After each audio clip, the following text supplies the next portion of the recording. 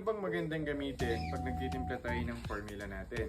Mainit ba na tubig or yung malamig lang?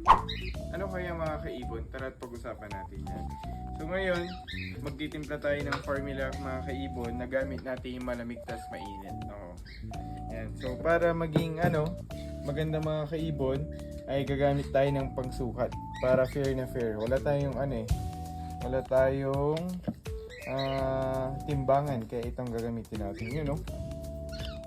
Sukatin natin maigi mga kaibon, yung papantay. Yan. So lagay natin dito sa isa. Uy, nahulog pa nga.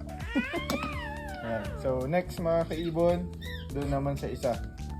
So bali dalawa to, para makita nyo yung comparison mga kaibon, kung bakit mainit na tubig yung ginagamit natin. Yan. Lagyan natin ulit. Takin mo lang. Yan. Pantay na pantay yan mga kaibon. Yan. So, una mga kaibon, para dito sa lagayan na to, ang gagamitin natin mga kaibon ay mainit na tubig. Yan.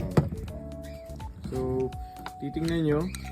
Yan o. Simple haluin muna natin, mekos natin mga kaibon. Tingnan nyo yung texture na nangyayari pag mainit na tubig mga kaibon. Nakikita nyo ba? Yun o, ang ganda o, parang lutong-luto siya mga kaibon na umaalsa.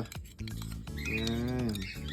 Pag lilipat naman tayo dito sa mga kaibon, dito sa malamig na tubig at nilagay natin sa formula, yun na niya.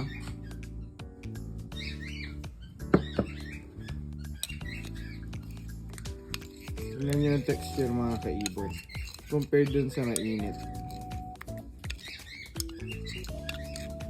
Ganun lang oh, di ba? Kita nyo mga kaibon, malabnaw lang siyang yung texture nyo mga kaibon, na parang tubig lang siya. So mas better ang ginagamit natin talaga mainit. Kasi ang purpose na ito mga kaibon, pag mainit yung ginagamit nating formula or yung pinagtitimpla natin, nakakatulong siya sa digestion ng ibon, lalo na pag ma-hand feed na ibon. So ibig sabihin, mas madali nilang natutunaw yung mga kaibon compared dun sa malamig. So ganun din kasi sa mga parents na mga ibon natin, sa mga breeders, yung sa crop nila mga kaibon, yung pinagpapakain nila ay medyo mainit talaga yung mga kaibon. So yun lang, based on experience mga kaibon, mas better ko talaga yung ginagamit yung mainit na tubig kesa sa malamig.